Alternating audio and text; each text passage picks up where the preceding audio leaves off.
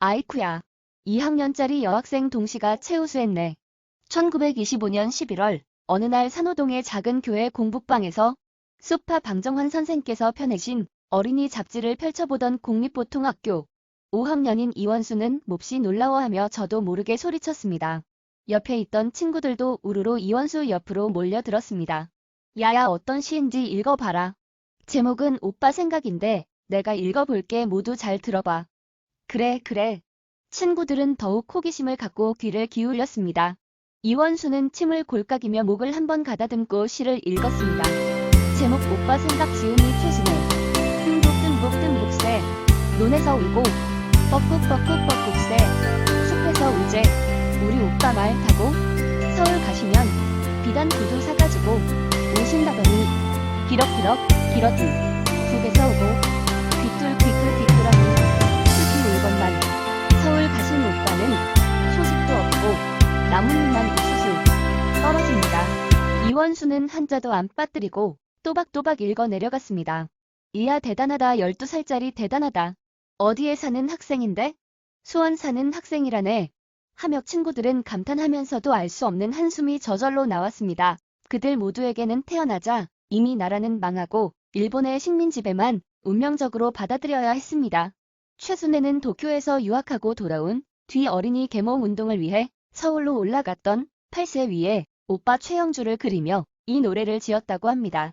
서울 가는 오빠에게 비단 구두를 사다 달라고 부탁했는데 세월이 흘러도 아무 소식이 없는 오빠를 생각하면서 시를 썼다고 합니다. 당시 부유했던 그녀는 과수원 밭둑에서 서울 쪽을 보면서 울다가 집에 오기도 했답니다. 이원수는 양산에서 가난한 집에 태어났으나 한 달 만에 창원면 소담리로 이사와 서당에서 한문 공부하며 유년 시절을 보내다가 1922년 2학년 때 마산 산호동으로 이사를 하고 마산 공립보통학교로 전학하며 어린이 잡지인 어린이와 신소년을 애독하며 문학적 소양을 쌓았습니다. 그러나 3년 후인 1925년 부친이 돌아가시자 부친에 대한 그리움과 창원 소담리에서 지난 유년 시절에 대한 향수를 그린 동요 고향의 봄이 1926년 4월 어린이집에 입선하면서 등단하였습니다. 나의 살던 고향은 꽃 피는 산골, 복숭아꽃 살도 꽃, 아기 진달래, 울긋불긋 꽃 대벌 차는 동네, 그 속에서 놀던 때가 그립습니다. 꽃 동네 새 동네 나의 옛 고향, 파란불 남쪽에서 바람이 불면 냇가에 수영권을 춤추는 동네, 그 속에서 놀던 때가 그립습니다. 이 무렵 아동 문학을 하던 사람들 윤석중 등 같은 어린이 문학을 하던 작가들은 서로 간에 친교를 맺고 있었는데 최순애의 오빠 생각이 발표되면서 그녀에게 전국적으로 격려의 편지가 쇄도했습니다. 편지들 가운데 이원수의 것이 최순애의 마음에 들었다고 합니다. 고향의 봄을 접하고 이원수의 사람됨과 문학적 소양을 안 최순애는 이원수의 마음의 문을 열었습니다. 동시가 노래로 널리 퍼지자 오빠 생각 작곡은 처음에 홍남파가 했으나 박태준이 최순애의 이 시를 보자마자 곡이 떠올라 곡을 써 내려가다 마지막 구절에서 그는 흐르는 눈물을 주체하지 못해 결국 눈물이 오선지를 흥건히 적신 채 곡을 끝냈다고 합니다. 고향의 봄 노래는 언젠가 찾아올 해방을 그리며 고국을 떠나 뿔뿔이 흩어진 수많은 유랑민들을 뭉치게 하고 그들의 향수도 달래주었습니다. 오빠 최영주는 수파 방정환 선생이 조직한 어린이 문학운동 단체 색동회의 동인으로 활동하고 방정환 선생 일을 돕고 사후에는 무덤을 만들고 묘비까지 세워주었습니다. 이원수 최순애 부부는 1936년 6월 6일 결혼해서 마산 산호동에 있는 청라 언덕 곁에 신혼살림을 꾸렸습니다. 1935년까지 10년을 문학을 통하여 서로를 알고 꿈을 키워왔으나 집안에서는 가난한 아동 문학가와의 결혼을 반대했습니다. 그 난관을 돌파하게 한 것은 최순애 오빠 최영주였습니다. 동생아, 가난은 죄가 아니야. 그의 재능을 믿어라. 이 오빠는 너의 결혼을 적극적으로 지지한다. 흔들리지 말고 누가 뭐래도 그와 결혼해라.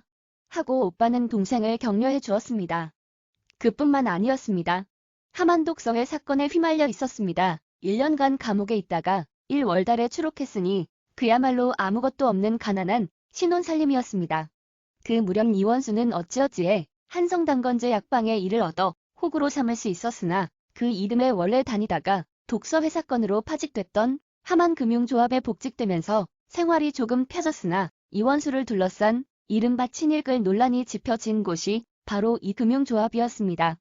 해방과 함께 이원수는 서울로 올라와 경기공업고등학교에서 교편 생활하고 카프 문학에 참여하고 출판 일 등도 했습니다.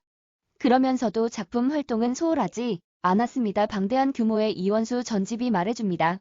최순애의 원고는 6.25 중 일사후퇴의 혼란스러운 와중에서 틈틈이 써왔던 원고를 잃어버렸습니다. 그뿐만 아닙니다. 이원수 부부는 아이들을 잃어버리는 환난을 겪기도 합니다. 잃어버린 자녀들 중에서 큰 딸 경화는 제주도에서 찾았지만 막내 딸과 갓난 사내 아이는 끝내 찾을 수가 없었습니다. 이원수와 최순애는 이들 아이들 잃은 슬픔이 평생의 멍해가 되었습니다.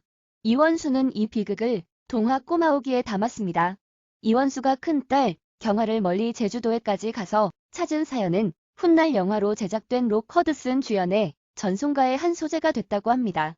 그때 촬영을 위하여 구와 25명은 직접 미국까지 갔습니다. 이원수를 사랑으로 보살피고 유머로 토닥거리며 격려해 준 것은 최순애였습니다. 남편에게 이 웬수야 어쩌고 저쩌고 하면 교회에 가봐. 원수를 사랑하라 하지 않느냐? 하며 이원수가 응수하며 두 부부는 유머스럽고 다정다감한 뜸부기 부부였습니다. 이원수, 최순애 부부가 마지막까지 함께 살며 보낸 곳은 서울 관악산 아래 남현동에 1960년대 문인과 예술인들을 위한 집들이 조성되면서 이들 부부도 1970년 이사를 와서 서정주 시인이 바로 이웃이 되었습니다. 1971년 이원수는 아동문학가협회 초대 회장을 맡을 때 회갑을 맞아 고향의 봄을 타이틀로 아동문학집을 내었는데 돌아 가실 때까지 10년간이 이원수로서는 최순애와 부부로서 가장 평안하게 보낸 시기라고 합니다. 남현동 이웃에서는 뜸부기 할머니가 아동문학가 최순애 여사 별명이지요. 칠순에 가까운 연세로는 보이지 않게 고운 피부와 수줍은 미소가 소녀 같다고 서정주가 붙여주었답니다. 이곳에서 이원수는 아내에 대한 사랑이 듬뿍 배인 수상집을 펴내었습니다.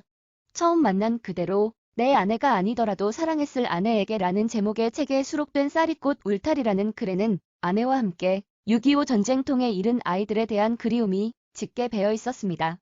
최순애가 관악산 산골에서 캐온 쌀이나무를 집 울타리로 쳤는데 그 나무가 아이들을 닮았다는 것이고 그래서 지은 한 편의 동시를 써 아내에게 주면서 슬픔이 사랑으로 승화되고 있는 글이었습니다. 이원수의 또 다른 한 글에서는 문학의 꿈을 접고 평생을 가난 속에서도 반려로 함께해 준 아내에 대한 미안함도 묻어났습니다. 내가 26, 처가 23에 결혼했는데 실직의 가난 속에서 아내는 갖은 고초를 겪었고 해방되자 시골에서 올라왔으나 역시 온갖 경제적인 어려움은 약한 그에게 너무나 과중한 짐이었어요. 그러나 최순애는 벌써 회갑을 넘은 분위기에 젊은 날보다 알뜰하게 강한 내조의 보살핌이 필요할 것 같아요. 고독한 날의 마음은 더 맞게 약해가는 기운은 더 보태도록 말이에요. 하고 오히려 남편을 격려했습니다. 이원수는 1981년 1월 돌아가시고 최순애는 17년 더 살다 1998년 6월 남편 곁으로 갔습니다. 지금도 하늘에서 쌍둥이 별이 되어 인간의 순수한 마음을 잘 간직하며 살도록 비춰주고 있겠지요. 지금까지 영원한 민족 정신을 뿌리고 꽃과 나비처럼 살다간 이원수 최순애 부부 이야기였습니다. 끝까지 시청해주셔서 감사합니다.